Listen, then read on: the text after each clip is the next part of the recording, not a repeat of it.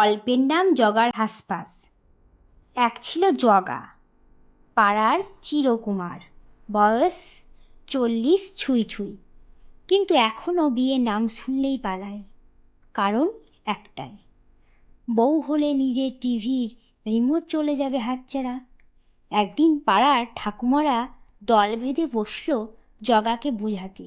কেউ বলল এতদিন একা থাকা মানে কি, কেউ বলল বিয়ে করলে বুঝবি ভাত টক না নোনতা, কে খাইয়ে দেয়।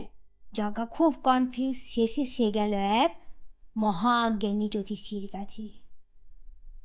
জ্যোতিষী দেখে বলল, তোমার বউ হবে রান্না বান্না জানে না, কিন্তু তর্কে বিশ্বজয়ী। জগা ঘেমে উঠল, তর্কে হারার অভ্যাস ওর নেই। তবু পাড়ার চাপে পরে পাত্রী দেখা শুরু হলো। প্রথম পাত্রী এলো রূপে লক্ষ্মী, কিন্তু কথা বলতে গিয়ে বলল, আমি তো রান্না করতেই পারি না, তবে ওয়াইফাই ঠিকঠাক রাখতে পারলে সমস্যা নেই। দ্বিতীয় পাত্রী বলল, আমি ভাত রান্না করব, তবে ঝাল হলে দোষ আমার নয়। মোবাইল অ্যাপে রেসিপি এমনই ছিল। জগা হাল ছেড়ে দিল। একদিন জগা বাজারে তরমুজ কিনতে গিয়ে ভুল করে 1 কেজি ইলিশ মাছ হাতে নিয়ে ফিরল।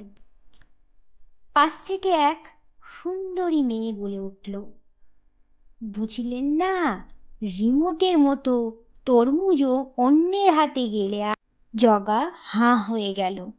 মেয়ে বলল, আমি মালা, রান্না পারি, কথা কম বলি, আর টিভি দেখি না। জগার চোখে তখন শুধু রিমোট, ইলিশ আর মালা ঘুরছে। জগা আর মালা এখন সুখে সংসার করে। টিভি রিমোট দুইজন মিলে একদিন দেখেও না। জগা ভাবে, যার বউ মালা তার আর রিমোটের দরকার কি। হ্যালো বন্ধুরা, তোমাদের গল্পটা কেমন লাগলো? যদি পরবর্তীতে আরও এরকম সুন্দর সুন্দর গল্প চাও, তাহলে অবশ্যই চ্যানেলটি সাবস্ক্রাইব করে দিও।